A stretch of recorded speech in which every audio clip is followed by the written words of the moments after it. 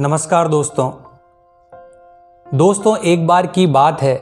एक पानी का जहाज समुद्र के तूफानों में फंस गया था।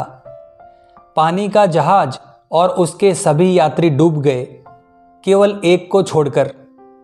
ईश्वर की कृपा से एक व्यक्ति बच गया और तैरते तैरते छोटे से टापू पर पहुंच गया।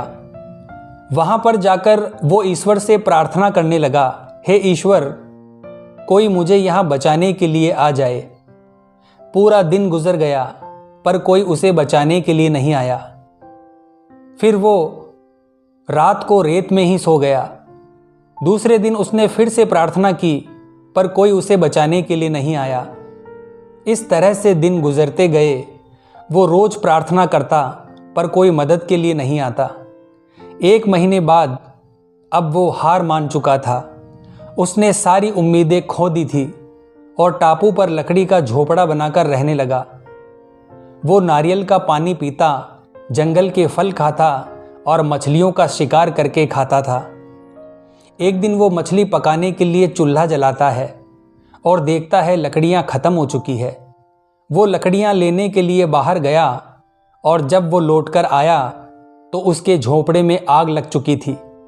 ये देखकर वह बहुत उदास हुआ और ईश्वर को कोसने लगा। उसने कहा, हे ईश्वर, आप बहुत निर्दय हो। मैंने मदद मांगी, आपने मदद नहीं भेजी। मैंने रहने के लिए झोपड़ा बनाया, आपने उसे भी जला दिया। ईश्वर, आप बहुत निर्दयी हो। वह पूरा दिन ईश्वर को कोसते रहा। रात हो गई और वो बाहर रेत में ही सो गया।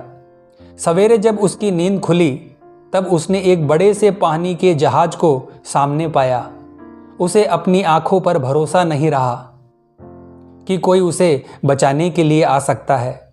वह पानी के जहाज में चढ़ा और पानी का जहाज चलने लगा। उत्सुकतावश उसने जहाज के कैप्टन से पूछा, आपको कैसे पता चला कि इस सुनसान टापू पर मैं फंसा हुआ हूं? कैप्टन ने कहा, कल आपने ही तो फायर सिग्नल भेजा था। इस पर उस आदमी ने कहा, पर मैंने तो कोई फायर सिग्नल नहीं भेजा था। फिर उसे अपने जलते हुए झोपड़े की याद आई और वो समझ गया कि कैप्टन ने उसके जलते हुए झोपड़े को फायर सिग्नल समझ लिया है। उसे एहसास हुआ कि झोपड़े में आग लगना ईश्वर का ही प्लान था ताकि वो उस टापू से निकल सके। अब वो ईश्वर का शुक्रिया अदा करने लगा।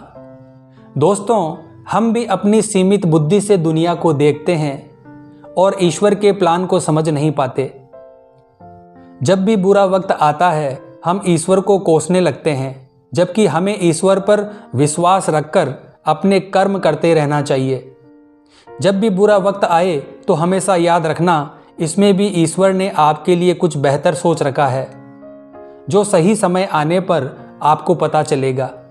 इसीलिए कभी हार मत मानिए और अपने अच्छे कर्म करते रहिए। आपको अपने अच्छे कर्मों का अच्छा फल जरूर मिलेगा। जय हिंद, जय भारत।